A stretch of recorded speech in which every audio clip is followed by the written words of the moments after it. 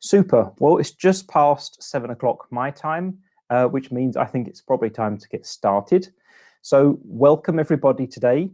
Thank you for taking the time to participate in this very first Debugging Techniques for Arduino Elektor Academy event.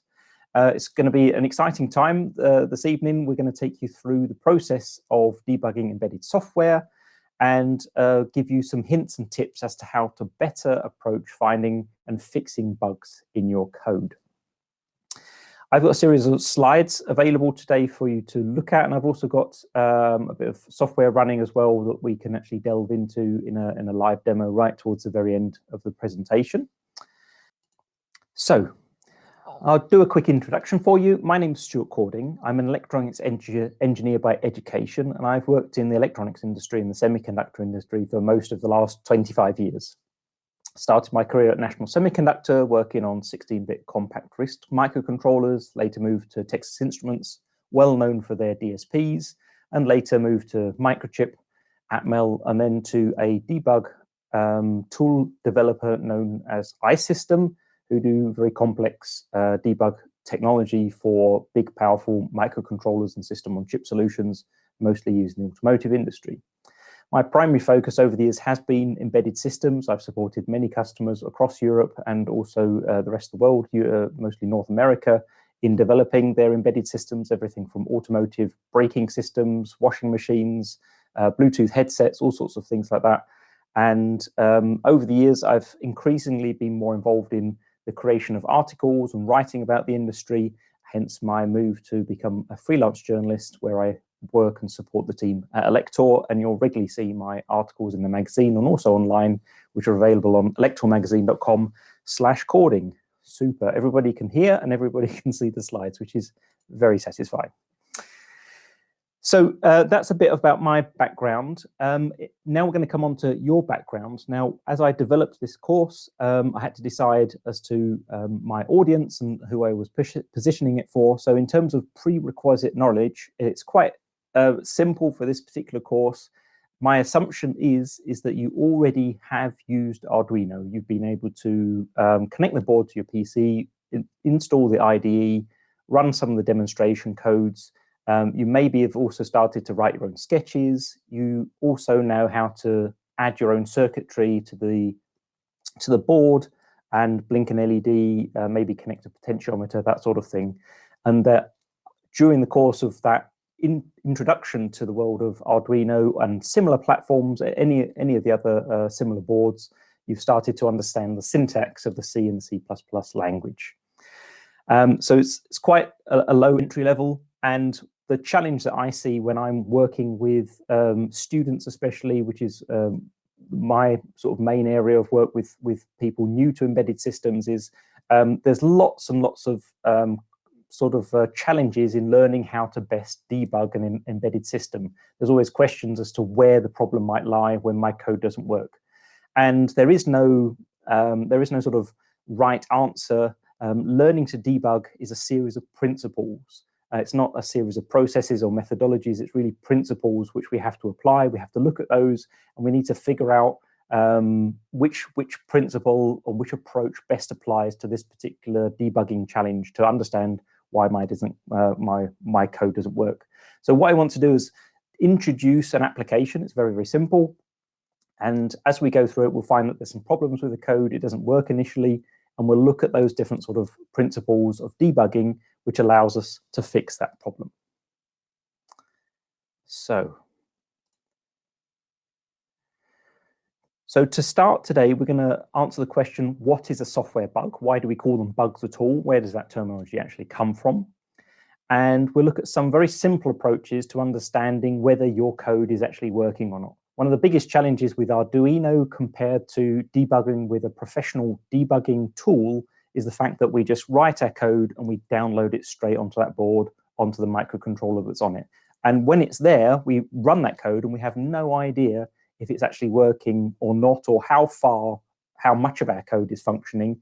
If, for example, the LED doesn't blink or sound doesn't come out of a speaker, or we don't get a message on the serial monitor output.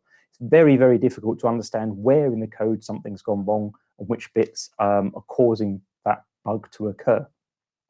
So we'll look at some of the approaches to try and figure out how far we're getting in the code.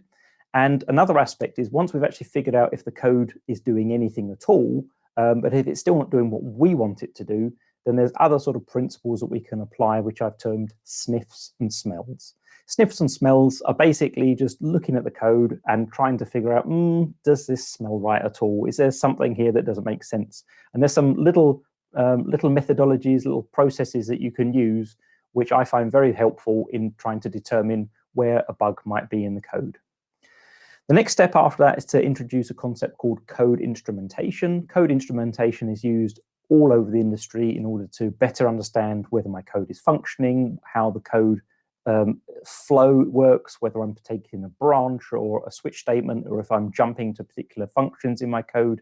So we'll look at how code instrumentation actually functions.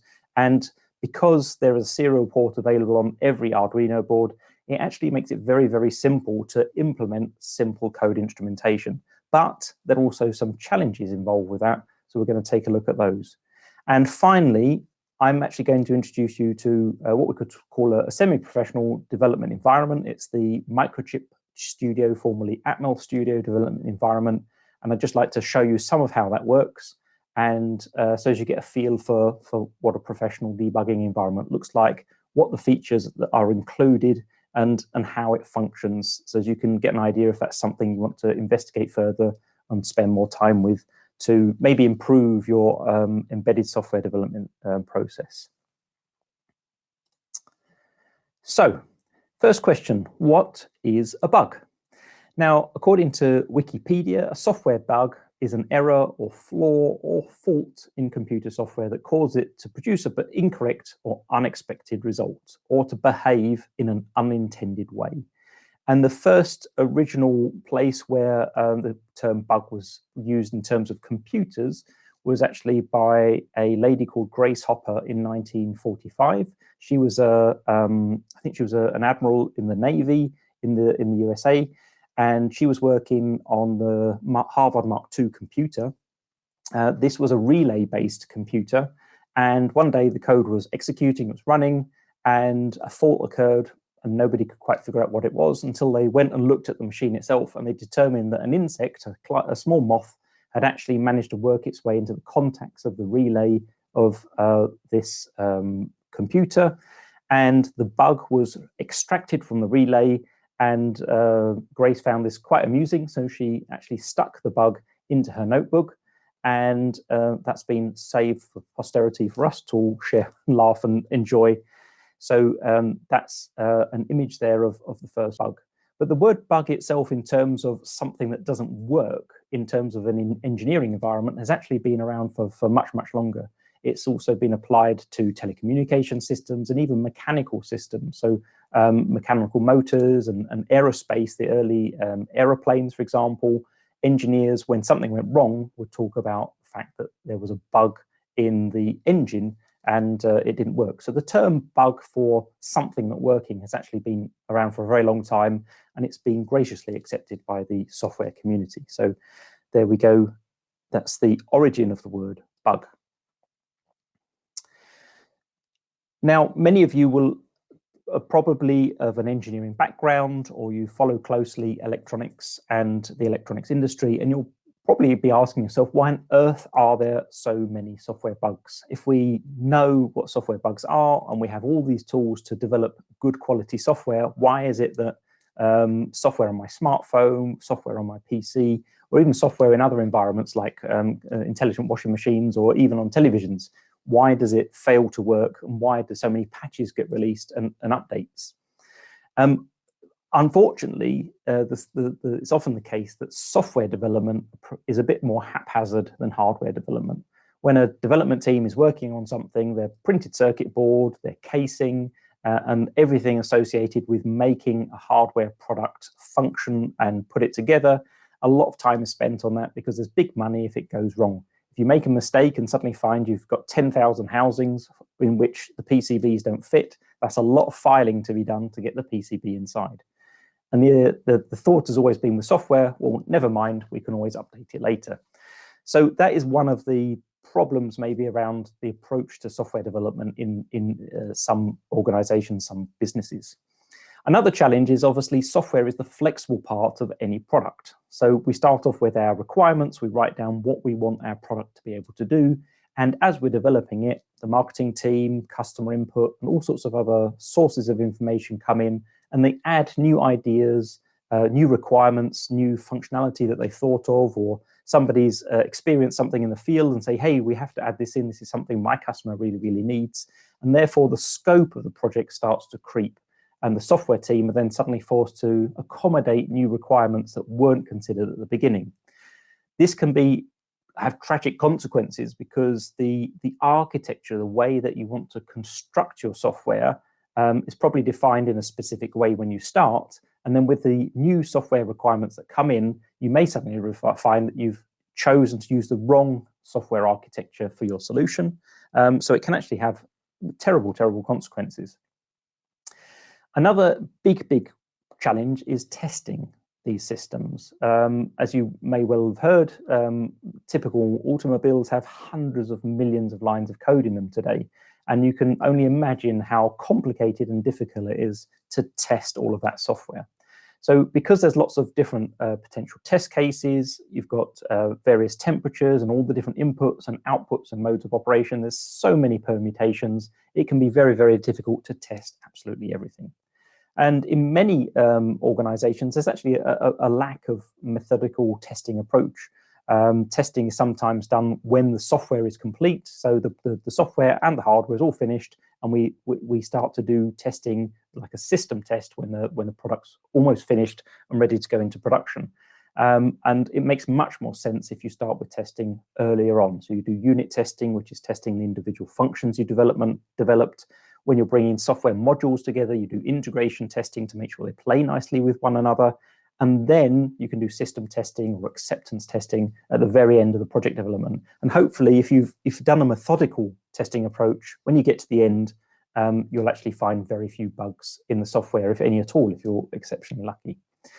Now, despite the fact that I've mentioned lots and lots of poor approaches to software development and the reason why there's so many bugs, there are actually many, many good examples. And if we look at industrial automation, we look at aerospace, automotive, and also medical, software is being used in pacemakers, in aeroplanes, in vehicles, in robots. And these are designed with safety in mind in many cases to make sure humans don't get injured in the course of their use. So there is some very, very good software out there, very well tested.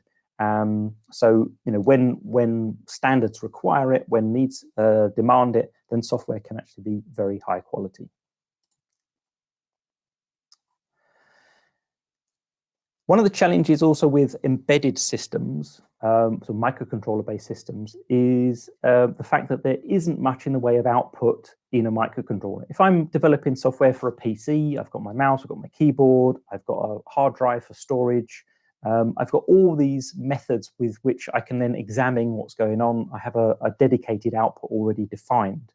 But with embedded systems, it's basically just a black box. I've got that black chip with all its legs. If I haven't added an LED, if I haven't implemented a serial interface, there is no way for me to communicate to the outside world what's going on beyond the functionality of the system I'm trying to design. And if it doesn't work, then I've got really very little idea of what's actually going on. If we take a very, very simple element in an application, let's assume we're trying to develop a temperature sensing application, and I've decided to use an I²C temperature sensor. When I look at the complete chain of functionality in my application, at the bottom, I've got the I²C temperature sensor itself. That is a chip that's on my circuit board, maybe connected by wires or over the tracks of the PCB. That's connected to the I²C peripheral of the microcontroller. The I²C peripheral is a series of registers, obviously, and I've probably taken or written a driver for the I²C peripheral, so something that actually initializes it, enables it, and allows data to be passed through the I²C interface. The next piece of software I have is then a driver for the temperature sensor itself. So I²C is obviously a defined standard with a protocol in the way data is communicated, but every I²C device that's on the I2C bus will have different register sets. There's even going to be lots of different ways of communicating with temperature sensors. So I may have worked with a temperature sensor from one vendor. That doesn't necessarily mean that the registers and the functionality and all the features are the same with a temperature sensor from a different vendor. So I've got my temperature sensor driver that understands that. And then the final piece of the puzzle is my application code, which is lying on top. Now, of course, that now means I've got two pieces of hardware, my microcontroller and my temperature sensor, and I've got 4 layers of code if I've really sort of separated my code out into nice layers, as you should do for a good software architecture. And if, for whatever reason, this application, this temperature sensing application doesn't work, there are a whole host of issues here, places where I would have to start looking for software bugs. Sometimes, obviously, we acquire software. When we use Arduino, for example, we have our setup and our loop routines. And behind all of that, there's a lot more software which makes the Arduino-based boards function. And we have to probably make the assumption that it's been pretty well tested and all of the bugs have been found. But that might not be the case. So you may be in a situation where your code's not working because somebody else's code isn't doing what it's supposed to do. And that makes life a lot more difficult. So what's the first thing you can do? Well, the first thing I ever learned to do as I started working on embedded microcontrollers was to blink an LED. Whenever we were designing any of my future employers, whenever we designed a new development board, the first thing that was decided was how many LEDs and where we were going to connect them to the microcontroller. Because being able to output anything is the best way of declaring to the outside world that the microcontroller is executing some code, and we've at least reached the point where the LED can be switched on and the GPIO port can be configured, and hopefully maybe switch it off again. So here's a very simple example that I assume all of you will understand. In the setup function, we have the pin mode function call, which allows us to set an Arduino pin as either an input or an output. So that's where we've chosen, in this case, pin 13 on the Arduino platform to be an output. And then within my loop function, what I can do is add code which will set that pin high and also set it low. And then I just connect a LED via a resistor to that pin. And as the code executes, I should at least see the pin flashing on and off. If my LED does not flash on and off, or it turns on but it doesn't turn off, I can then start to work backwards and figure out where in my software things have gone wrong. So, for example, if I run my code and the LED turns on and off, everything's fine. If the LED turns on but doesn't turn off, somewhere between the on and off code for the LED, my microcontroller is going for a walk in the park and we have no idea where it's gone. It could be, for example, that you've written some code with an endless loop and it never returns. Maybe you've done a calculation. Maybe there's been a stack overflow and the device is resetting itself. So there's all sorts of things that might have happened. So yes, as just looking here, Johan has mentioned, blinking in LED is the hello world of embedded software. So thank you for that reminder. That's very true. So today's example is going to use an I2C temperature sensor. Now, this particular board I've had in my drawer for years, comes from Microchip. It was developed in conjunction with a tool called the PitKit Serial, and that particular tool was designed to demonstrate how you could communicate with I2C based devices. Now, on this board that you see here in the photo, there's a series of different products. There's a serial EEPROM, there's an A to D converter, there's a D to A converter, there's an I/O expander, and very handily for us, there's an MCP 9800 temperature sensor.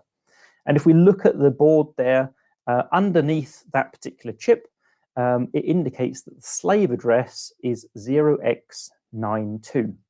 So I'm just going to knock this little application together really quickly, and let's see what happens. So before I start to write this application, I need to sit down and think just a little bit about what's going on. It's not very complicated. I don't need a very complex software architecture, but I do need to confirm a couple of things before I get started. So what do I need to know?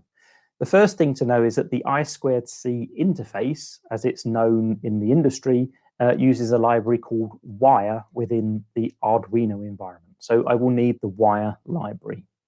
The second thing I'm going to need is the datasheet for that MCP 9800, because as I said before, I2C is a standardized protocol, but I need to know which registers I need to address inside that chip in order to extract the temperature reading and maybe set up any other things that need to be configured. Another, of course, important point is to understand how the I2C protocol works, to understand how you actually talk to devices on I2C. I2C is quite a complicated serial protocol in comparison to other things like the serial interface RS-232. So I'm not going to go into it in much detail today. We are planning to do a class which looks at I2C in a little more detail another time. So we just have to assume that hopefully if you haven't used it before, you're not fully aware of how it works. We'll cover that another time. Now the MCP 9800 is a very simple temperature sensor. There's lots of different sort of clones of this particular device on the market. And basically it has one register, which is like controls a multiplexer. And this register allows us to choose which registers in the device we want to write to or read to. And that register is register number 0. And we need to set it up to point to the temperature measurement register. And this pointer register is 8 bits in size. Now, the register we want to point it to is called the ambient temperature register. And this particular register is 16 bits wide, which is 2 bits. And its format is provides the data in degrees Celsius in an x.y degrees Celsius format. The upper 8 bits, the most significant 8 bits, is the x part, and the least significant bits, the y part, is the lower 8 bits.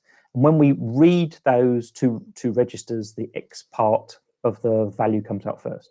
So theoretically, the highest temperature we could read out, if it was possible, would be 255 Celsius, and obviously, 128 Celsius to minus 127 Celsius. And the how many decimal points we get after the decimal point is defined in another configuration register. By default, we get an accuracy of 1, values of down to an accuracy of 1 Celsius. So we're only really interested in the X part that we're going to read out. So we're going to chuck away the other piece.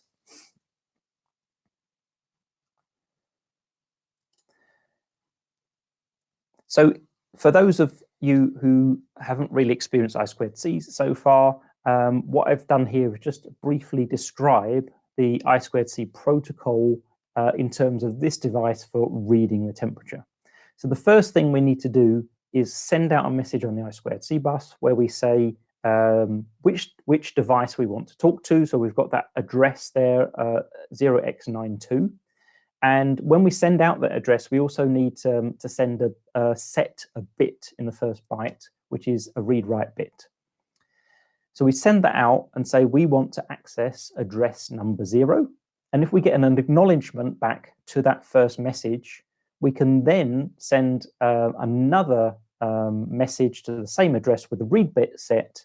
And if we get an acknowledgement to that message, we can then read the 2 temperature bytes. In fact, they will be sent to us. We will send the clock and the 2 bytes will be sent to us. In the event that we don't get an acknowledgement back from any point in that step, then the whole read process ends and we can try again. So it's quite straightforward, but maybe new for some of you. So here's the quick and dirty code that I hacked into the Arduino IDE.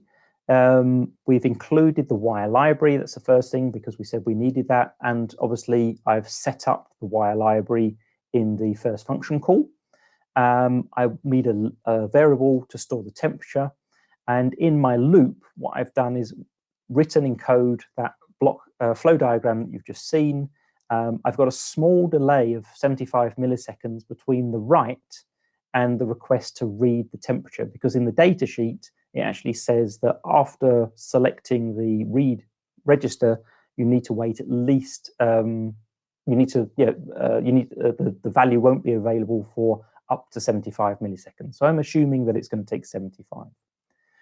So then I send my request to read 2 bytes of data from I2C device with the address 0x92. And if 2 bytes are available using the wire function that's available in Arduino, the value will be read into the temperature register. I'm only interested in the first byte. And then I'm going to output the temperature through the serial monitor to the screen. When I finish that, I've then put a delay in of 250 milliseconds. So there's a little gap before I attempt to read the temperature again. So just to give a delay. So that's the code as I put it into, it's a little bit shorter. I've compromised it a bit so it fits here on the screen, but that's essentially the code that we started with in the Arduino IDE. So the question now is, if I download that code onto my Arduino board with my I2C temperature sensor correctly attached, does the code work? And unfortunately, no, it didn't work first time. I've opened up the serial port. I'm looking for some information, hopefully the temperature coming out, and unfortunately, absolutely nothing there to be found. So the question is, why is my code not working? I have nothing at the minute, no output. So the next step is to take this blinking LED approach and to set it up and see if anything happens in my code. Now, the most obvious thing is to figure out, am I entering the loop function? So I've done the setup. Let's assume that the setup works. So I've initially started by setting up pin 6. Pin 6 is the pin I'm going to connect my LED to because that's available for me. And I set it to low. And this is very important, that not only do I acquire a resource and configure it as I need it, in this case a pin 6 as output, I should also put it into a known state. So I know what to expect. So I'm setting it low right from the very beginning. If it changes from low, then I must have got to another piece of code where it's been set high. Hopefully my code.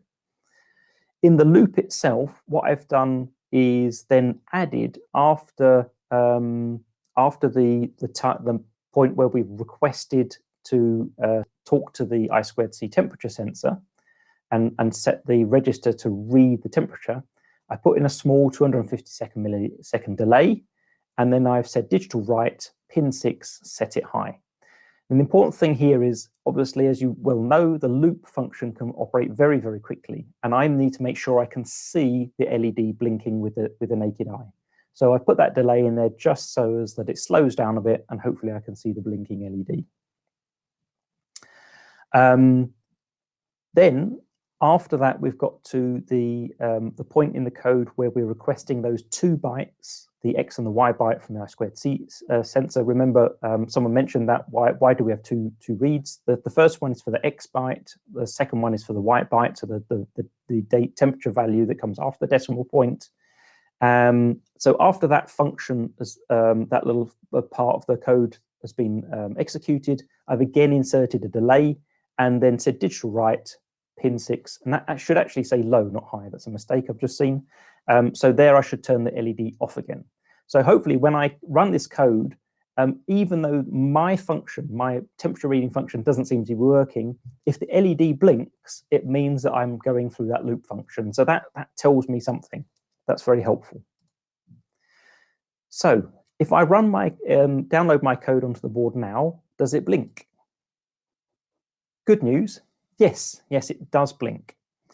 So by adding that LED blinking functionality, what we've learned is that we are cycling through the loop functions. That means that everything in between those two LED on and LED off functions is doing something, and it is returning to the loop function. We're not jumping to a function and then disappearing into the ether and running into the long grass. This code is doing something. We still have to figure out why it's not doing what we want it to do. So the next question that I have when looking at this is, my setup function seems to be working. I now know that my loop function is looping, but we have this code section which is supposed to be acquiring the temperature from the I2C sensor. So the question I have now is, are we entering this code at all? And if you can see, this code section is preceded by an if statement. That means that I'm only going to get into that code if 2 bytes are being read from the I2C sensor. So let's take a look. Again, that's unfortunately a mistake from me. That should be on the right-hand side where the yellow arrow is. That should say digital write 6, low. We can try this section of code, and if the LED turns on and off, then we're obviously receiving something from the I2C sensor, and there's something weird going on. But if that LED stays on and doesn't go off, that means that we're not getting into that code section. And that's a really important piece of information at this point in the development process, because now I can start to work from there and figure out what is actually going on. So let's take a look and see what happens then. Does it blink? No. So with this version of the code, the LED stays on continuously. So what have we learned? We found out that the loop function is functioning. We are going through it regularly, but that section of code where we're supposed to collect the temperature sensor data from the I2C chip, that is not being entered at all. And we've got the delay 250 milliseconds in there as well. So if we were in there, we should see the LED blink on and off. It shouldn't be blinking so fast that we can't see it. And this is a really important aspect as well. If you're just starting out in electronics and doing software development on these Arduino boards, you may not have access to an oscilloscope or a logic analyzer. So what we're trying to do here is give you a technique whereby you can actually do some debugging with the simplest tool possible, an LED.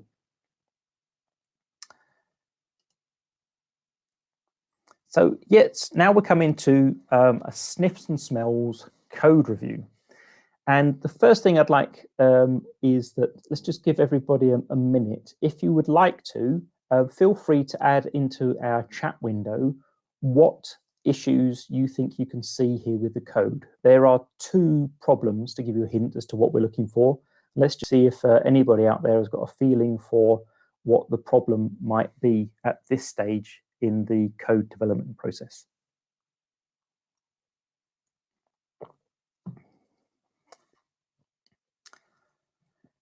Very good. This is very excellent. This is Makis. That's a great point. In the setup function, we're missing a serial begin. And Martin, very good. This is excellent. The address should be shifted right 1 bit. Very good. That's excellent. So congratulations. You have won today's prize, if I had one. That's correct. These are the 2 issues that we have.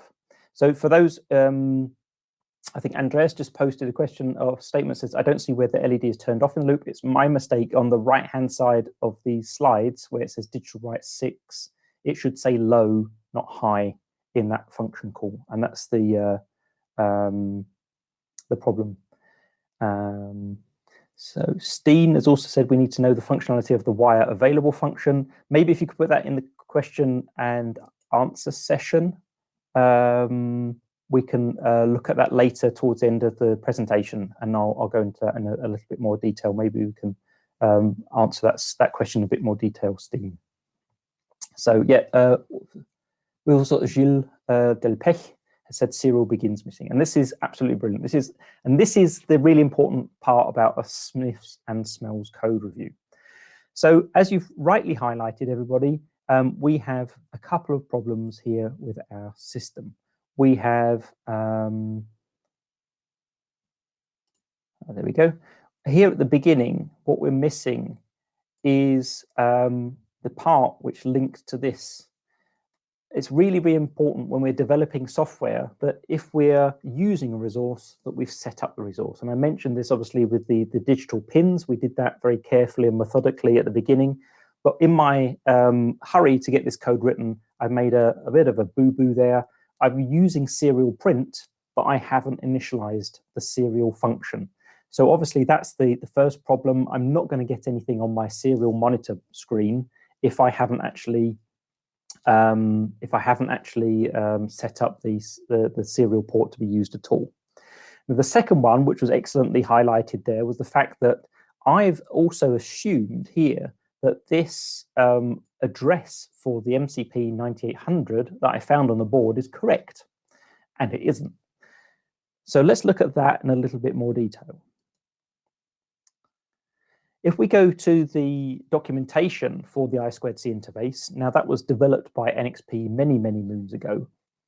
If we look at here at table 3 from the user guide, what we see is that the addresses for standard I2C addressing are 7 bits. And obviously 9.2 as an address, that means the upper nibble is 1001. So how can I have a I2C address which is seemingly filling all 8 bits? There must be a mistake.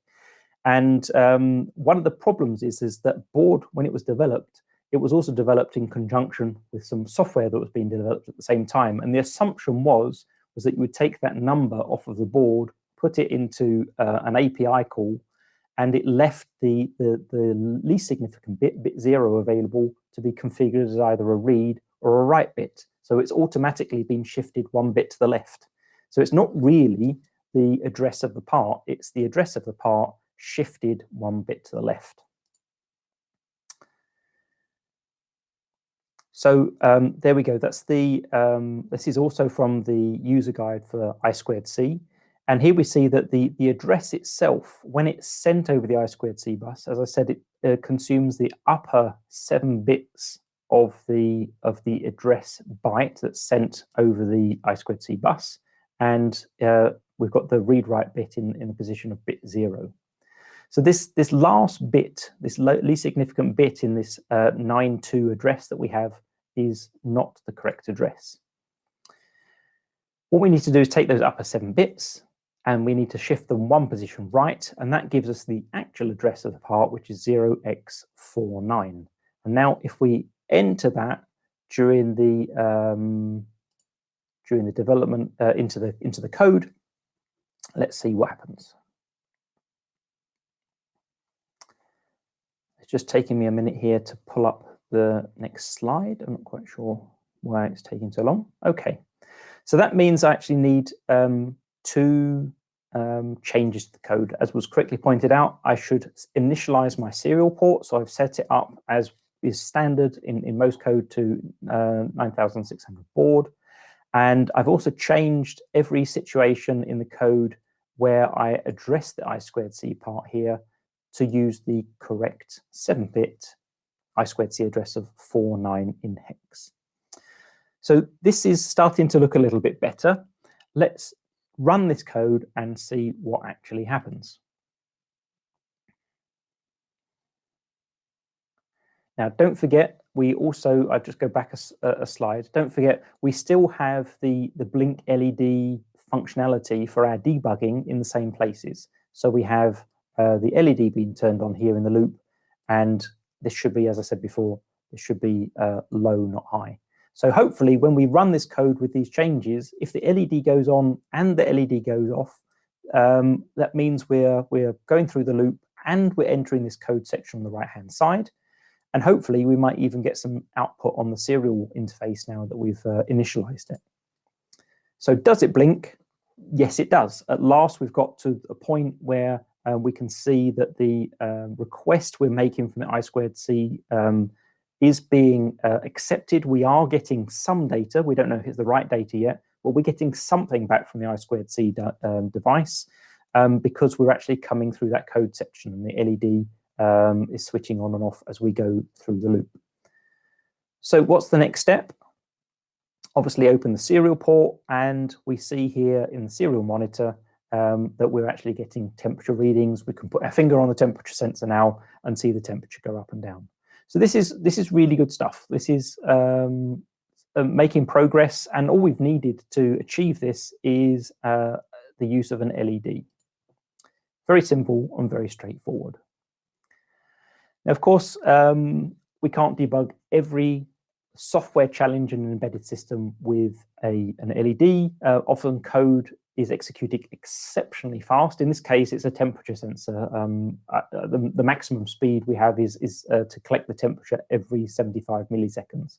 So it's not possible to get the code out any faster to the temperature than that. And if we were blinking in an LED at that speed, obviously even 75 millisecond pauses, that's not a lot of time between each cycle in order to get the data out, to see the LED blinking on and off. So that makes it a bit of a challenge as a debugging tool. For simple code, maybe if you're, as I said, starting out with Arduino, it is a good way of just trying to understand where the problem could be in your system. So it's a good starting point. Now, if you have the budget, if you have the time available to delve deeper, then you might want to invest in a logic analyzer. Now, logic analyzers are relatively cheap nowadays. The one I have and used here was, I think it was 100 euros or so at the time. So, and the nice thing about these simple tools, or cheap tools, is that not only do they collect the digital data that we're sampling, they also include a decoder. So if we tell our logic analyzer that we're looking here at I²C data, it will actually examine it when it knows which one's the clock, which one's the data signal, and it will analyze the flow of data and actually tell us what's going on the bus. And if we'd had access to that as we were developing the code, if we'd started by looking at the I²C bus instead of playing around with the LED, we would have immediately noticed two things. The first thing is that obviously our messages are all being nacked. That means they're not being acknowledged. And if they're not being acknowledged by the device we're talking to, that's a problem. And the second thing here is we've assumed that the address was 9.2, but when I look here in the data that's coming from my decoded I²C information, I can see the address is 0x12. And that would obviously be in the first trigger signal to say, hey, something's gone wrong. Another thing, of course, we could have done is use an oscilloscope. And again, like logic analyzers, there's some very good value for money oscilloscopes on the market. With an LED, as I said, it could just be blinking really fast, or it may be on a lot of the time and only going off for a very short amount of time. And of course, if it's just short periods of off time or short periods of on time, off time is more of the problem with an LED, unless it's a really, really short on time. Obviously, we're not going to see the change in status of the LED. So an oscilloscope is also an excellent tool if you're able to add one to your collection of equipment, and to see if you're seeing in the edges, is that signal, the port pin that you're using for the LED, actually changing. So what have we learned thus far? If we use a systematic approach, we are able, by implementing the toggling of an LED or blinking of an LED, we can start to see which sections of code we're actually reaching. So we started by looking at the loop function. Are we going through the entire loop function or not? And later on, we can then change the code so that the LED state is changed maybe in a code section. And then we can start to see, are we reaching that code section at all?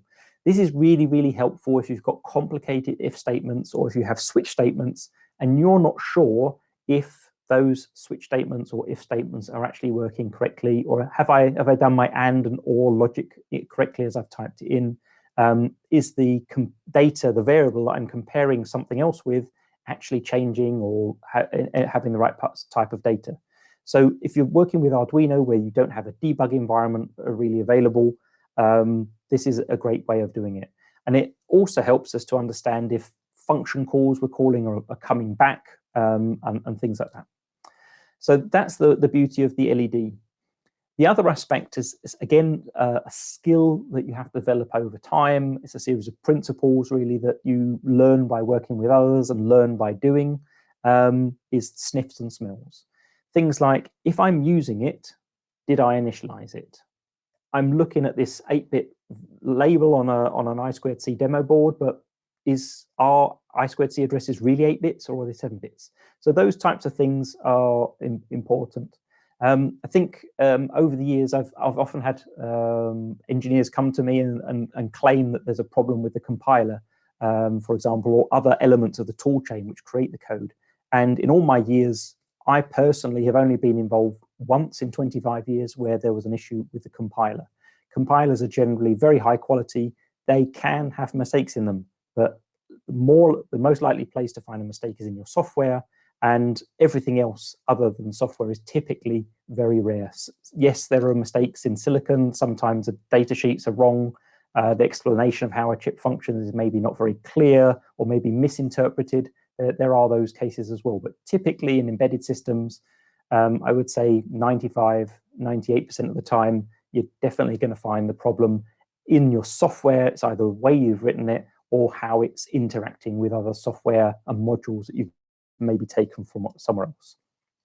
And the other point we've seen here is, well, the blinking LED is a fantastic starting point for debugging, but if you do have any test and measurement tools available, they do help enormously. And if you're looking for a career in electronics and embedded systems, and you want to spend your next birthday money or Christmas money or prize winnings from the lottery, then development tools, if you don't have test and measurement tools, if you don't have them, are a good investment. So we come to a concept now which is a little bit more complicated. It's simply implemented on Arduino, but it's something that's used widely in the embedded software industry. It's used broadly in automotive software development, which is an area that I've had more experience in terms of a market segment. And code instrumentation, it's very well, I think, defined here by IBM. It's a source code insertion process or technology which uses instrumentation techniques to add code to your application, which allows you, after compilation, to analyze the execution of the code.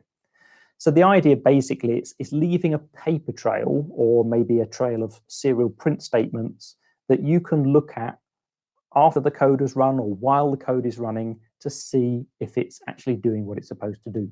And if you're looking for this on the internet, in terms of embedded systems at least, this is typically known as instrumented trace. Now,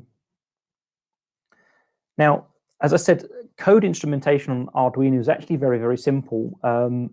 When I've worked on other processor architectures over the years, and we've developed our own development boards for customers, after we decided what we were going to do with the LEDs, we then put an RS-232 converter onto the board and connect it to a DB9 socket. The number of times we've incorrectly wired the DB9 socket, I don't want to guess. Inevitably, whichever way around it's gone, it's always been incorrect. But the serial interface is, after the LED, the second most important feature of any development board, any development platform, because via the serial interface, you are then able to start sending messages out to a PC and share with the outside world in more detail what the code is doing. Now, the nice thing with the Arduino environment is obviously the serial library is already there. We can very easily make nice, simple messages. The messages, the formatting of the messages is very, very simple, which means it works very fast compared to maybe the formatting of printf. And if you know how to do it in the serial monitor, you can actually turn on timestamping, which means that it's not maybe fast enough or accurate enough for some Arduino code, but it does give you an idea of how long it took for maybe certain section of the code to be executed. Now, you will need to decide as you develop your code instrumentation approach how you're going to format your messages so that afterwards you'll be able to figure out the order in which everything was executed. One of the things that I've done here is to number the messages from 1 upwards. And in that way, I'm able to check the order of functionality and make sure I understand the flow of my code. As your code gets more complicated, obviously, you might be going into functions, function calls, switch statements, if code sections and things like that. So in that case, you might need to consider very carefully how you number your messages so it's easy afterwards to trace through the messages from the serial monitor and understand the flow of code that was actually implemented on that last run. The important thing, obviously, is outputting. What you're doing by instrumenting code is you're actually adding extra code to your application, which the processor will need to execute, and that will take time. So that takes processor cycles away from the code that you're trying to write. Now, obviously, processors are very powerful today. Even the small microcontrollers we use with Arduino are exceptionally powerful, and compared to the past. And so they're quite good at handling simple text messages via a serial port. But what you want to do is you need to still be as concise as you can be and try to avoid any formatting if possible, and outputting of variables. Obviously, if you're concerned about the value of a variable, you don't think it's counting up high enough or counting low enough or changing to the right value, obviously you need to output that variable. But try to be as concise and make everything as simple as possible. The other important thing as well is that you may already be using the serial port for some other part of your application. And you may not want all this code instrumentation squirted out with it as well. So the nice thing again about Arduino is there are lots of different there's lots of different serial interfaces available. So maybe take a second, third, or fourth serial interface, but then you might need some additional hardware to access the data coming out over those serial interfaces. But that's a project for another day.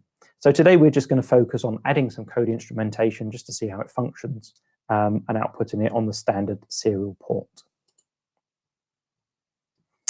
So this is my code again, and what I've done is added some instrumentation sensor code, and it's a simplified version here. The actual code that I wrote, which you can look at after the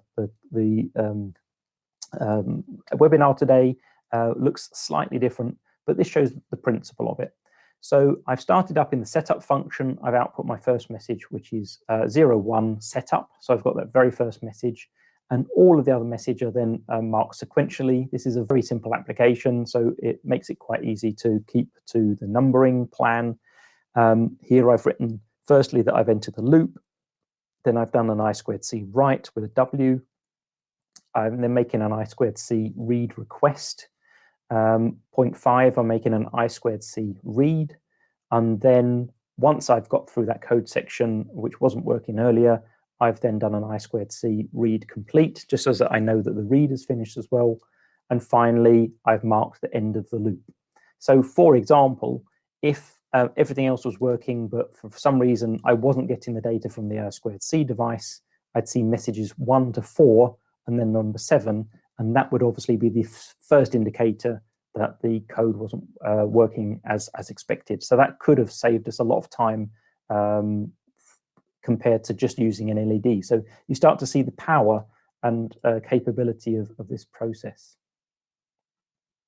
So if I run this code now, I've also turned on time stamping. That's available through a little checkbox at the bottom of the screen. Just mark it there for you. You can see here as we go through, we've got messages. As we go through the loop, we start with message 2, obviously. Message 1 was in the setup. We get to message 8 where we read the data. Then we actually get the application sending out data, which was the temperature, which was 10 to 23 Celsius. And then we go through messages 9 and 10. And after that, we enter the loop again at message 2.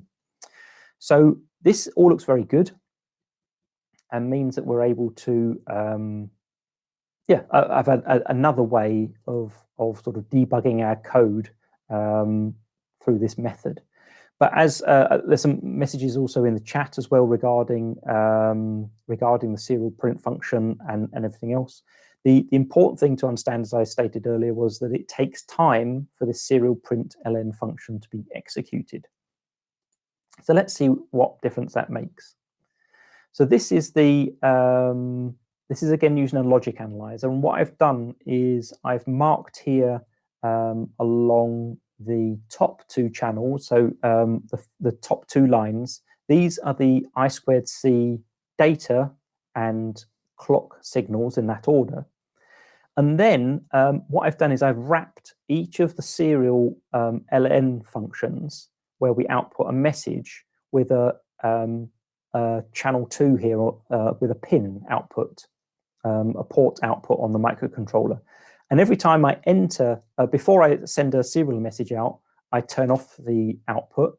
And when I leave the, when I send the serial message, I turn on the pin. And when I finish the serial message, I turn off the pin again. So what you see here is a rising edge. And then you see it's on while the serial message is being sent. And then you see a falling edge when the serial code instrumentation message is completed. So what you can see here is actually these messages are taking quite a long time to be handled. The gap you see here is 75 milliseconds. Now that's the pause we have between sending the I2C message and reading the data out of the temperature sensor. Obviously, we don't really need that delay anymore because everything else is taking such a long time. But what you can see here is these serial messages are taking quite a lot of time out of our application. Now, in total, one cycle of my application is taking 216 milliseconds. And obviously, the shortest time it could take is 75 because we found that out from a data sheet that we can actually acquire data every 75 milliseconds. So the important point to take away from this is that the serial code obviously can take quite a significant amount of time. When we look at the code here, the I2C time between the write request and the read request is 130 milliseconds. And when we look at the total time here of one loop of the loop function in the Arduino code, what we're seeing here is that the code instrumentation itself is taking 141 milliseconds of time. So this is a bit of a challenge. The reason that this is happening is twofold. Firstly, the serial function on Arduino blocks when its circular buffer is full. So basically, when we write data with serial.print, what happens is the data we want to send is put into what's called a circular buffer. So it's a buffer where the data is stored so that the serial interface itself can send it to the PC as regularly as it can, as fast as it can. And that buffer is 64 bytes deep. When the buffer is full, serial print ln actually blocks and it waits until there's more space in the buffer to send the next byte of data. So although the data itself is being transferred over the serial interface using interrupt routines, the serial println function will actually just block and wait until the buffer is empty again. And that's what's causing the delay here. Now, for this application, where we're just reading temperature, I really don't see it as an issue. It's not really much of a problem. We don't need temperature measurements very often, and temperature changes very, very slowly. Even in an oven or an environment where we're actively heating or cooling, a temperature measurement every half a second, every second is more than enough. But in complex applications where maybe we're trying to control the speed of a motor, or we're actively driving a brushless DC motor, for example, or implementing a digital power converter, we can't really afford to have these huge delays which are dependent on whether a buffer is full or not. So we need to look at this, this instrumentation code approach and understand that it changes the functionality of our code. It's very, very important. Now, I think Makis as well, I'm just, sorry, I've got my glasses on, but I still can't see the name very clearly. Makis has made the statement, can we change the serial baud rate? Would that help? Now, yes, of course, that would help enormously. And we'll look at that now. So what we've seen here is that the serial interface, when it's blocked, we can be just waiting 20 to 30 milliseconds just to complete our code instrumentation output. So because we've chosen 9600 baud, which was simple at the time because it's the default, but it's actually very slow, what would make sense is to maybe increase the baud rate to get the data out more quickly. That would stop us blocking in that buffer, waiting for the rest of the messages to get sent out. Another solution, of course, is if you've started to become a little bit too verbose with your messages, you might look at wanting to shorten some of your messages or even removing some of them because you know that those parts of the code are actually functioning. So those are the sort of options that we have open to us. So that's exactly what I've done is what Makis suggested. I've increased the baud rate to 1115-200. And what we can see here now is that the time for one cycle through the loop function has been reduced down to 76 milliseconds, 76.7 to be precise. So that simple change has helped us immensely. We've got here the point where the loop starts. We make that first write request to set up the register that we want to read, namely the temperature data read register. We then actually do the read here at the end, and the loop function ends at this point here. Now the time between the I2C write and read function is 75.4 milliseconds. So we've got that 75 millisecond delay. So the I2C writing and reading is only taking 0.4 of a millisecond, and the rest of the 1.4 milliseconds is just the instrumentation code delay. So we've reduced the overhead for code instrumentation significantly. So that's the approach that we would take there. So what have we learned here about code instrumentation? So the first and most important thing is we're adding extra code to our application. And if we add code, it's going to slow down the sketch or the application code that we are trying to implement. So code instrumentation of this sort is intrusive. Now, another important thing about this is it's not just that the code is intrusive, but it can also change the behavior of the code. And it is not unusual for some very weird and strange problems that you may see in an embedded system, that when you add blinking LED code or code instrumentation such as this, where you're actually outputting something on a serial port, the bug that you thought you had suddenly disappears. It can even be so bad that you add your code instrumentation and then you find that another software bug has appeared somewhere else. There's a problem somewhere else in the system, something else doesn't work, a different interface, maybe some data that you're supposed to be receiving is corrupted every so often. So you have to be very careful. You have to understand that all of these changes you're making can change the use of the software stack and the heap. It can also change the timing of very timing critical applications and cause synchronization issues. And this is a massive problem in applications such as automotive, where you've got lots of engine control units in the vehicle, lots of different pieces of hardware talking to one another, making maybe assumptions about timing, and all of a sudden a message gets lost, and all of a sudden after that something else doesn't happen. So there we go. That's the critical element to always keep in mind. And so it's again, like I say, when you talk with engineers and they say that they've got a problem, when you start to add code and then other things go wrong, your problem is probably not with the actual software. You don't have a software problem per se. You probably have a timing issue. And that is a story for another day. I could wax lyrical about timing for hours with some of the engineers and some of the teams I've worked with in the past, but we'll leave that there for the time being. Okay. So thank you for all the comments thus far, and I'm glad everybody's having a good time and enjoying it. And there's also some questions which we'll look at a bit later. The next section is to then look at on-chip debuggers. Now, on-chip debuggers, if you haven't heard about them, basically in the very old days, we as a semiconductor industry often used to build a chip, a package, a semiconductor package, which was different from all the other microcontrollers we were making. We'd make maybe 100 of them or 200 of them. And these chips would have extra pins on them. And those extra pins would be connected directly to the microcontroller's address lines and data lines. And they would be built into what's called an in-circuit emulator. And that would allow us access to all of the logic and functionality, or some of the logic and functionality of the microcontroller. Obviously, it's very, very expensive to make chips anyway. And if I'm making 200 or 300 unique chips, that's even more expensive.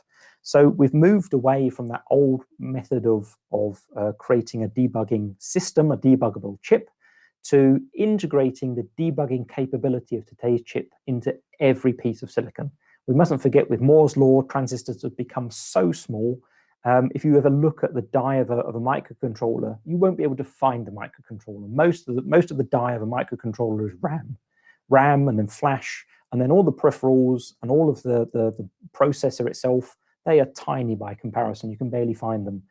Things that are big are analog blocks as well. Some of the resistors and capacitors, inductors that are used to make analog functionality, they take up a lot of place on a die. But digital stuff is absolutely tiny. So it makes sense to put some logic on a microcontroller that is responsible for accessing all of the internal functionality of the microcontroller, the processors, the memory, the peripherals, and then squirting that out over a dedicated debugging interface. These on-chip debuggers, they access all of those features in the same way the CPU does. It has direct access to the address bus and the data bus. And these things can also support something called hardware trace. Now, hardware trace is a special type of functionality. We've talked about instrumented trace or code instrumentation, and that means adding code to my extra code to my application, which outputs data via the interface, serial interface. With hardware trace, what I can do is actually ask my debug tool to analyze the address bus and the data bus of my microcontroller and send me information about every jump in functionality, every function call, every interrupt routine call. And from that information, all those jumps in the code, I can then build up the flow of data. And because my debugger hardware is on the microcontroller itself, that is non-intrusive. It means it does not slow the microcontroller down, it does not interrupt it, it does not delay it in any single way whatsoever. So hardware trace is a really, really powerful, but typically, unfortunately, very expensive option in professional development environments. Now, these on-chip debugger capability requires then a more professional development environment. The IDE provided, the standard IDE for Arduino, is obviously not ideal for this. It only communicates over the serial interface to sort of download the code. So we need something such as Microchip Studio, which was previously called Atmel Studio, to access these debug tools. So how does that all look?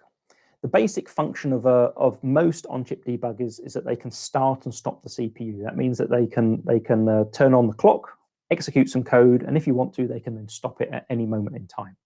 They can also access all the registers, all the memory, or the peripherals, and there's also a function called setting breakpoints. That means that I can give a point in my code, it might be in the source code, and say, when we get to this piece of code, I want the microcontroller to stop. And this means that you have the opportunity from that point on to execute each line of code individually. The debugger also allows us to program the device. And essentially, this debug hardware chip here, of functionality inside the microcontroller, that will be connected to an external debugger, and then the external debugger connects to your PC and laptop. So this debug tool here, this can be quite expensive. It can be thousands of euros. Or they can be very, very cheap. You might have an on-chip debugger, an onboard debugger with your development tool. So MicroE, for example, and also the board I'm using today, which is the Arduino M0 Pro. It has this debugger on board because it uses, it's connected to a SAMD21 microcontroller. Now this is the board itself. The microcontroller here is on the right-hand side. It's a 32-bit ARM Cortex-M0 microcontroller. And next to it is an onboard debug tool. Now, this onboard debugger, so basically a microcontroller with some firmware programmed into it, and it talks to the microcontroller over its debug interface. And on the other side, it comes out here through the USB interface and connects to your microcontroller. Unfortunately, this particular board is end of life, but I'm sure there's plenty swimming around. And if you want an easy and cheap way of expanding your skills and getting more into debugging with a development environment, as I said, you can download Microchip Studio and learn a little bit more about it. So how do we do this with Microchip Studio? Now, the important thing is that when you're developing your code in the Arduino environment, it actually generates the code in a format called ELF. Now that ELF file, the location of it is actually output at the bottom of the IDE output here. So you can actually find the path of your ELF file directly here. And the nice thing about this ELF file is that it not only contains all the binary code, all the hexadecimal code of your application, it also contains a complete list of all the locations of all the source code files that we used to build it. And based on this ELF file, we're actually able to then import it into the microchip environment and debug the code.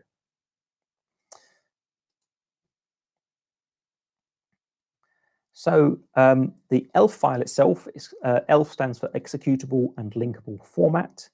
And as I said, yeah, the location of the source files are all listed there as well. Now, the important thing is those source files must be available on the machine, on the computer that you're working on. So that's really important. So you can't borrow an ELF file from somebody else and expect this to work, because it probably won't. You should have built the ELF file in the Arduino environment first on your own machine.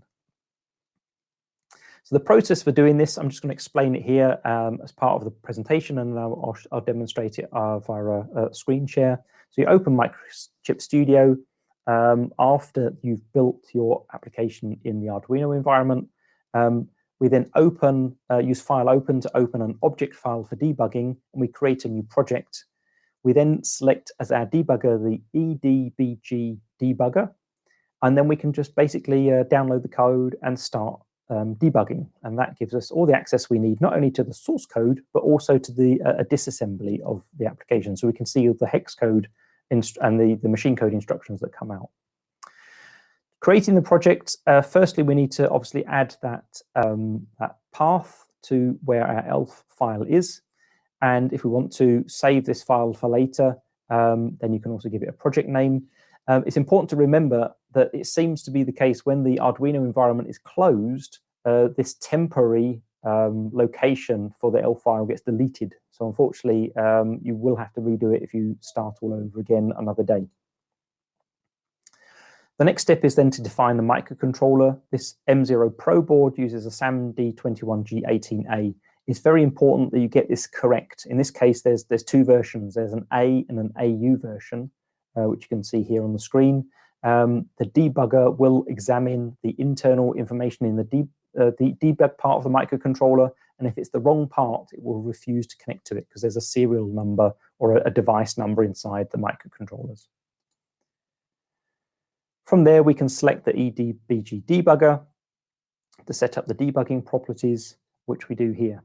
Now, an important part of this, firstly, is to, as I said, select the right debugger, but also this part here is the most important part. By default, the debugger environment will erase the flash memory of the entire chip, but the Arduino devices have a bootloader inside them. So this means that when you program it, it will erase the bootloader and nothing will happen. So you need to use the drop-down menu here to select the option erase only the program area. If you do this, you'll be absolutely fine. In the event that you forget, make a mistake, or something goes wrong, don't worry, because you can go back to the Arduino environment and you can use the programmer atmel and then tools burn bootloader to burn the bootloader back into the microcontroller again. Once you've got that far, you can click on Start Debugging, and your code will download and run as expected. And then if you want to, you can then start to use the rest of the debugging capabilities of this development environment to actually then examine your code in a bit more detail. When we start, we will enter the main function of the Arduino environment. And this will be something new for many of you. Normally, when you're working with Arduino, you start in setup, but setup is actually called traditionally in the traditional manner by a main function in the Arduino environment. And this is where that main function is to be found. So that will get called up first of all. You will then see that from there, the system is initialized. And then the setup function is called. And then after that, the loop function is called repeatedly. So that's how Arduino operates under the hood of the vehicle, as it were. We're also able to pull up a disassembly view as well. So on the right-hand side of the screen, the assembly code that constitutes your application will be listed as well. Now, if you're not into ARM Cortex-M0 assembly, much of this won't make very much sense. But if you're interested in developing your embedded skills, you'll want to get into the industry maybe at some point, it's very important that you also start to understand how these assembly instructions function, because sometimes, even though you've done your best in C, the only way to fix a problem is to really look at the assembler code. And that's also can be a lot of fun as well for those who enjoy that sort of thing. Yeah, so from there you can click on the continue, which will allow you to run the code. And there's plenty of other things you can do as well. So you can explore the source code, we can set some breakpoints. So what I'm going to do now is provide a little demo of all of that, just to show you how it all works. So I'm going to take you over here now. So here you see on the screen my Arduino IDE development environment. What I've got set up here is the same code as before, same application, where we're outputting the data via the serial port. And I can download this code into the microcontroller. I can build the application. It just takes a few moments. The important thing here as well, while you're doing this output window at the bottom. If you've never played with that before, you need to go to File Preferences and make sure you've set here Show Verbose Output during compilation and upload. And that way you'll actually see all the pieces of the tool chain that are being called, and you'll also see the programmer part work as well in the window here. There we go, there's all the bits of code for this application being built. They're being uploaded.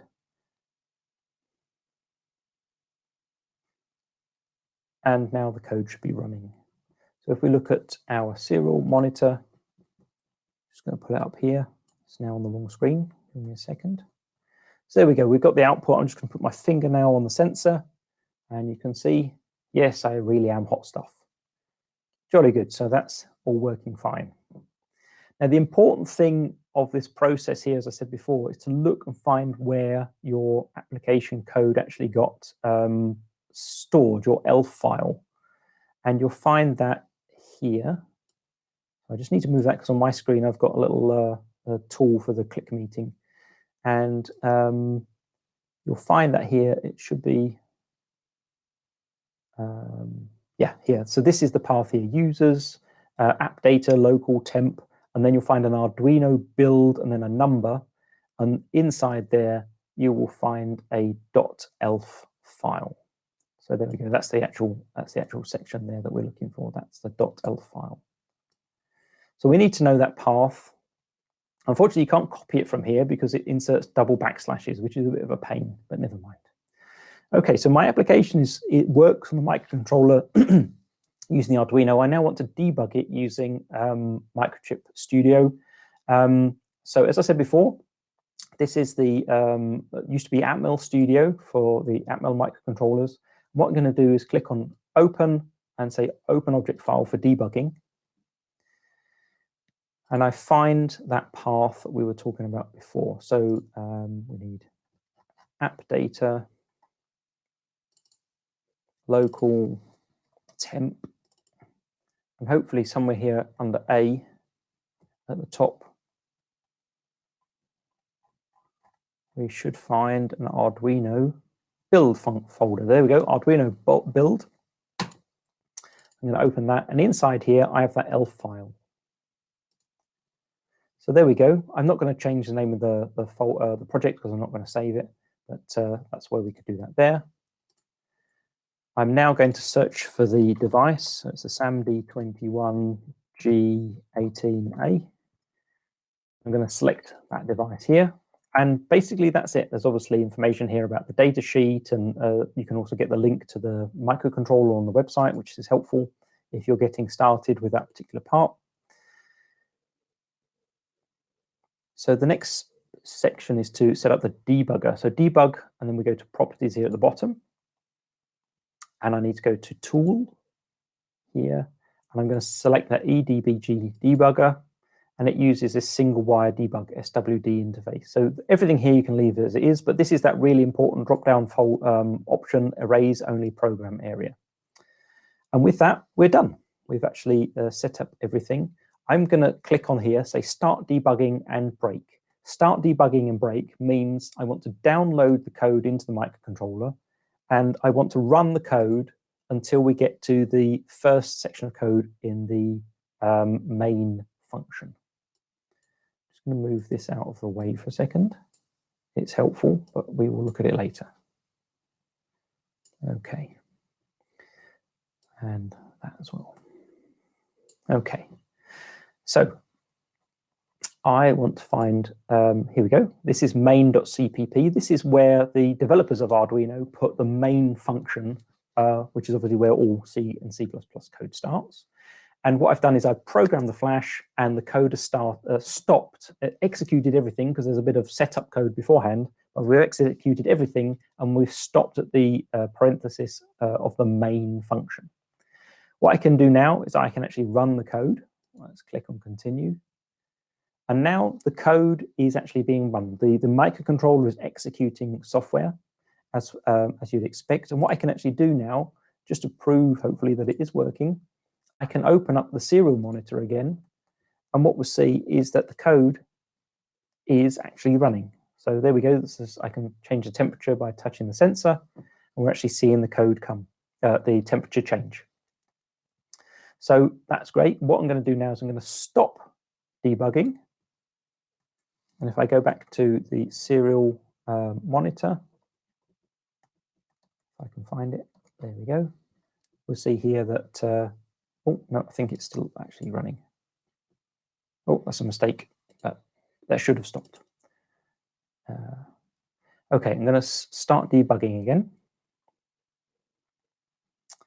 And so one of the issues, yeah, the next thing to do is then start to use some of the capabilities of the debugging environment. So the first thing, as I said, was continue. Continue means run the code from this point onwards until I stop the environment again. I then have these features here, which are very important. I have step into, step over, and step out. Now, step into means I want to run the code that is in the next function call. And if it is a function, or the next line of code, and if it is a function call, I also want to jump into the function itself. However, I might not want to jump into all of the details of, say, the init function. I might just want to get that out of the way so as I can start debugging the next line of C code. And for that, I can use the step over function. So that will run everything inside the init function and then halt the processor again once the init function returns.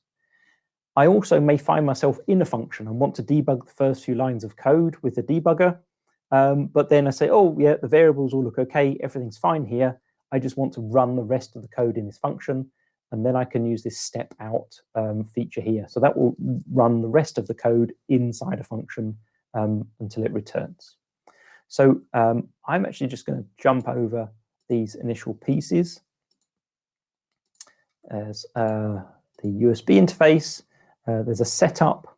So this is the this calls the setup function. So what I'm going to do is I'm going to step into this so as you can see how we get into our sketch that we actually originally wrote. Now the sad thing is, unfortunately, because the sketch functions have a .ino ending on them, they aren't formatted as C code. So you lose all the color formatting, which is a shame. But this is still your C code. So now we can step over all of these pieces of code. And when I get back here, we return. And now we find that the way that loop function is called is in an endless for loop. So if I step into that, we now find ourselves back in our sketch. And now we can start to debug all of the little bits of the sketch that we created in the Arduino environment. And the nice thing is, if you're interested and you want to understand how all these things work, you can then go and look at how the digital write function was written, how the wire library is written and functions, and so on and so forth. Now, obviously, if there's the important thing to understand here is, obviously, if you've got communication like the serial interface or the I2C interface, that is not going to work properly because you will keep stopping the processor in the middle of a communication or in the middle of some data transfer. So that is the issue with this type of debugging environment. There are ways around it. There are ways to sort of work with it. That hardware trace feature, for example, is very good when you've also got asynchronous or synchronous communication going on outside. It can be very helpful, but it is one of the challenges of using these debuggers. So it's not the thing that fixes everything, but they are exceptionally helpful. Now, what I wanted to show you here as well was on the right-hand side. This is the disassembly window. So here we can see all of the assembler code that the compiler created. And generally speaking, what we see on this side is our C code. And between each line of C code, we see all the assembler instructions that go between it. Now, unfortunately, the relationship between assembler and C code is not always one-to-one. Sometimes the compiler shifts things around or is a little bit clever with the way it's created the assembler code. So you may find yourself in these tools jumping to different lines unexpectedly, but that's because of the way the assembler code has been built. But if you click on these lines inside the disassembly window and then start to do step over, you actually go through assembler instruction by assembler instruction. So now I'm actually debugging at assembler level, not at C source code level. And that can also be interesting to see how all of these things function. So one of the windows that I had up earlier, I can show you here. This is the processor status window. And with this, we can actually see all of the Cortex M0 registers. There's 13 of them here. And if you want to, you could sit here and look and understand what all these registers are being used for. There's also the status register with our negative bit, 0 bit, carry bit, and so on and so forth. So you can really start to understand how the processor operates. And we've also got the program counter here, so you can see where in our application code in the flash memory we're actually collecting our instructions from, where our stack pointer is located in the RAM, and so on and so forth. So it really gives you all the inside functionality. Another interesting point, if you want to also understand a little bit more about it, is the functionality of, let's say, the digital interface. Now, what I want to do is actually run the rest of this code until I get to the digital write function. So I'm going to right-click on that digital write function, and I'm going to say here that I want to set a breakpoint. Now, a breakpoint says, when we get to this line of code, please stop. So I'm going to insert a breakpoint, and now when I click on continue, the code will rerun until it reaches this line of code, and then it will stop automatically. And that's obviously a really helpful way of getting to a single point of the application code without having to click through line by line. And the other quick thing I'd like to show you here is then how the peripheral interfaces are displayed. Now, the LED, and the reason we've come here is to look and see what the LED is doing and how that's working. Now, the LED is part of the port module, and the port is grouped into 0 and 1.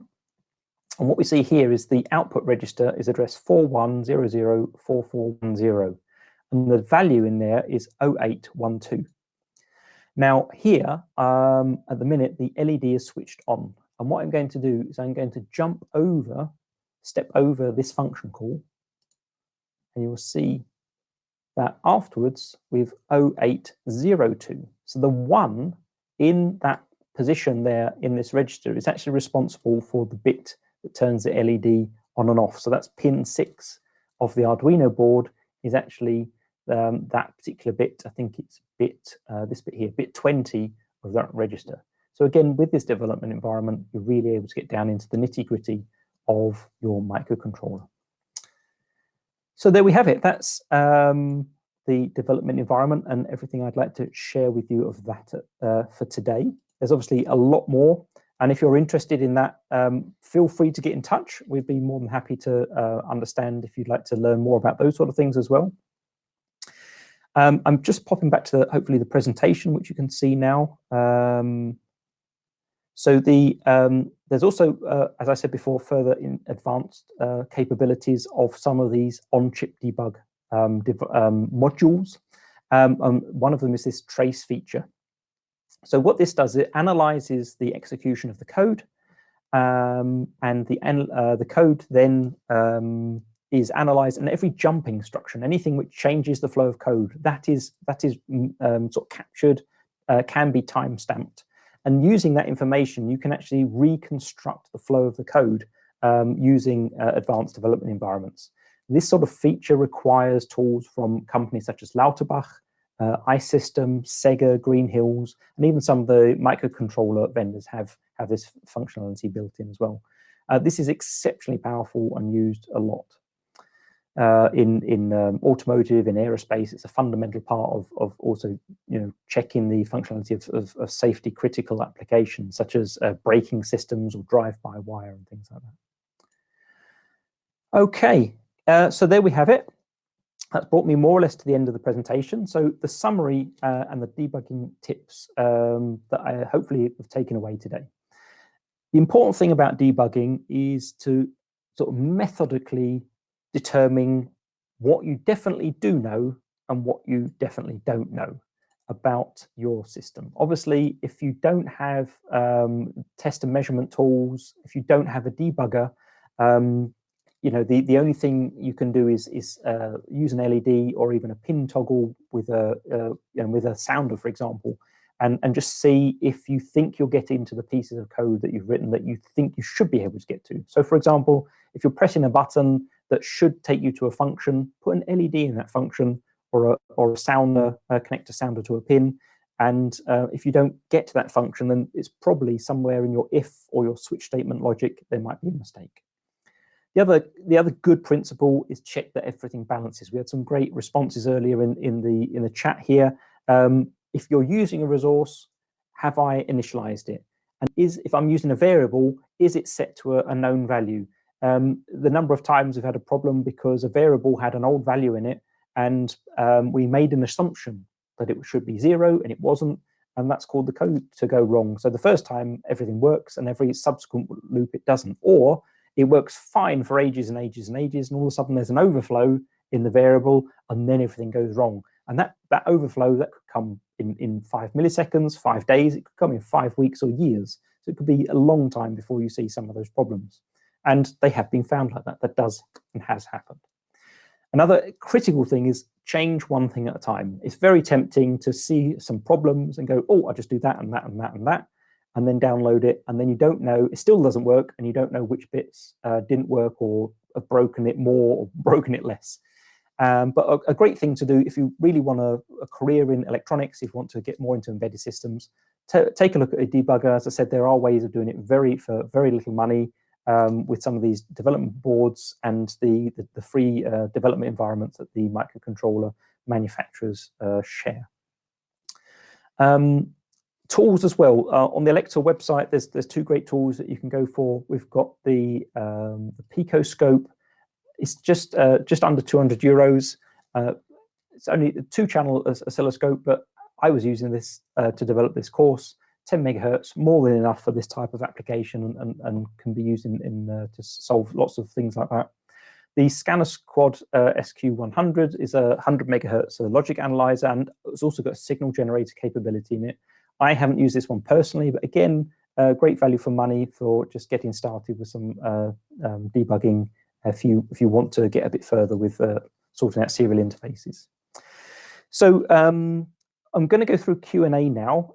Firstly, thank you to everybody who's written in the chat as we've been going along, and the feedback. I'm sorry that some of you have had to leave already, and thank you very much for your kind responses. I'm really grateful for that. There's been a couple of questions that came in the chat. The STK 500, yes, it can be used, but it'll only be supported by the AVR type processors yes, like an Arduino Uno. Anything that's using the more modern SAM-based microcontrollers, the Cortex-M controllers, like the Arduino Due or the Arduino M0 Pro, I don't think the STK 500 works. You would need to look at something else. We've got a few memories. Somebody's been using an ICE during the 1990s. That's great to hear about that. Arduino 2.0 seems to have some debugging support.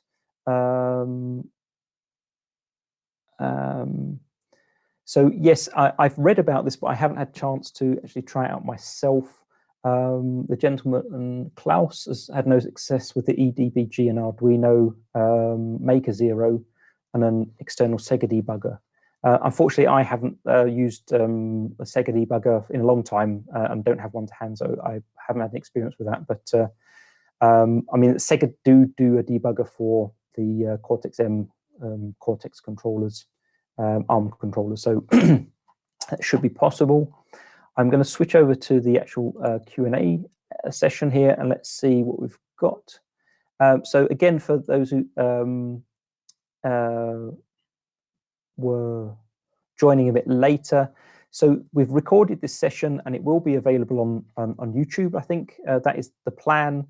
This first Elektor Academy is also for free. In the future, we will be asking for a small fee to participate in the Elektor Academy sessions, but everybody who's participated today will be in a prize draw to win one of 5 free coupons to participate in a future one. So look into your email to see that. Obviously, yes, for those of you who noticed, I should have had digital write 6, low in my code. Unfortunately, I left it as high in all of my slides, so I've got some work this evening to fix that and improve it. Now, there's an interesting point here by Michael. Yes, he mentions that when we're doing that process of instrumented code, if we put in code instrumentation, the software bug that we were trying to find may go away. And this is always the question. When I then come to finish my application, do I leave that code instrumentation in, obviously not connected to anything, or do I then take it out? And it's really a question of whether you ship what you've tested, which is with the instrumentation, or whether you take a chance and maybe ship it without, which is obviously not what you've tested. So there's different lines of thought. I've heard different people say different things and have different choices. Yeah, really, I mean, my gut feeling is basically if you've tested it with this instrumentation code in it, and obviously then the timing has changed of your code, then you really should ship it with the instrumentation in place, because you know that with the instrumentation how it functioned. But again, that is a big challenge that you need to consider in a professional environment. So there's also a moment here. It says code insertion will change runtime of your software. Now that's correct. So the adding code instrumentation will slow down your main application. But Lars makes a point about says not if you're using interrupts. So this is an important point. There's the interrupts obviously will still occur when they're going to occur. So if you have a timer that triggers every 100 milliseconds, that 100 millisecond signal will still call the interrupt routine at that moment in time. So those sort of real-time hard events, those interrupts, they still will occur when they're supposed to occur. There's a question here about I'm just taking a look through. There's another question here. Can I use PitKit 3?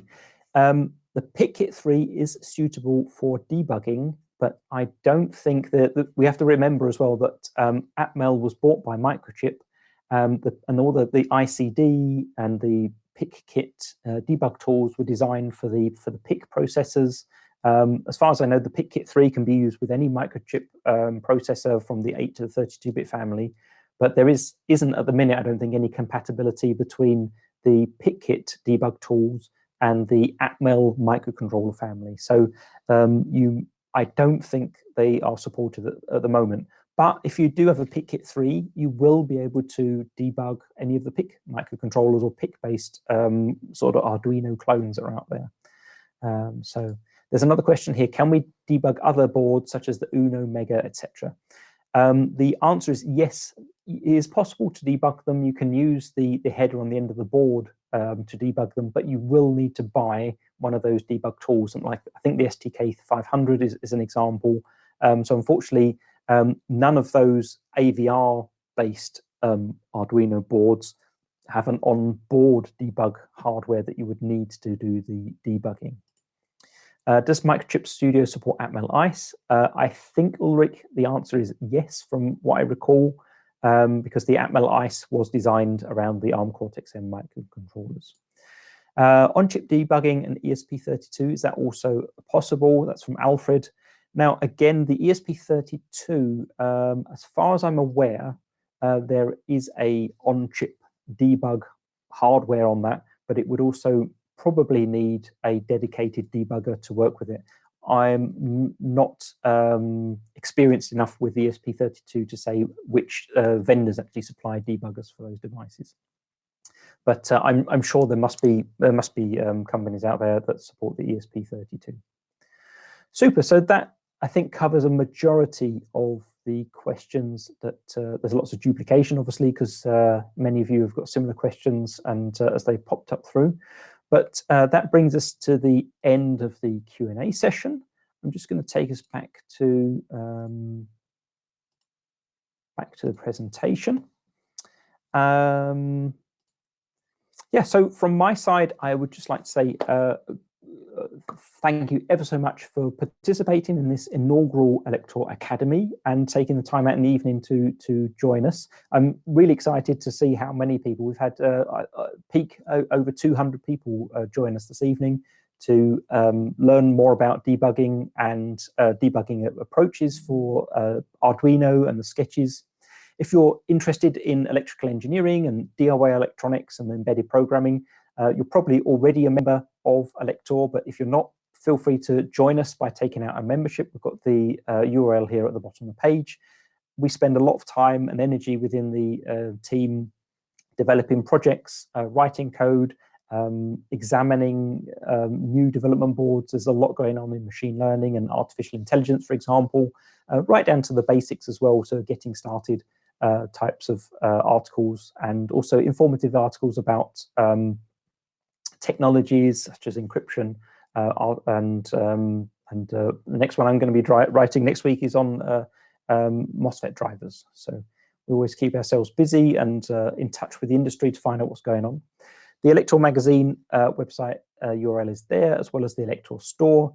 And I also run a live stream show once a month, which is targeted at professional engineers and electronics enthusiasts, where we invite engineers from the industry to come and talk about various different topics. On the 4th of May next week, which I think is Wednesday in the afternoon at 4 o'clock, I shall be talking to two gentlemen who are involved in wide bandgap technology. So we'll be looking at GaN transistors and silicon carbide MOSFETs, and providing some insights as to how they're different from silicon MOSFETs and IGBTs, and the different approaches required to integrating them into your application. I have to say it's going to be really interesting show, because SiC, silicon carbide, and GaN, gallium nitride, are really the future of power converters, motor drives, power inverters, power converters, DC chargers for electric vehicles, the drivetrain and powertrain for electric vehicles, and also in other areas as well, such as heat pumps and air conditioning. All of these solutions that we have today, where efficiency is being looked at and every electron is trying to be saved and not turned into waste, dissipated heat, is going to be involved in looking at wide bandgap devices. And also for the hi-fi enthusiasts out there, you may be interested in some of the Class D type applications which have been developed using GaN transistors for some really interesting audio amplifier solutions. So there we go. That's everything that we do. Thank you very, very much for attending and joining. We will be in touch by email to provide some more information about where you can look at the show again, pick up some more tips. I'm also available online. You can find all my articles on the Elektor website. Just type in my name, Stuart Cording. You can find also ways of contacting me there. I'm also on LinkedIn if you want to keep in touch, or post me a message. So it would be lovely to hear from you, and provide also any feedback you have about the Elektor Academy event today, what you thought of it, what you'd like to see in the future, and we will do our very, very best to accommodate that as we develop and extend our schedule for the future. So thank you very much. Have a great rest of your day, evening, morning, wherever you are, and we look forward to seeing you again next time.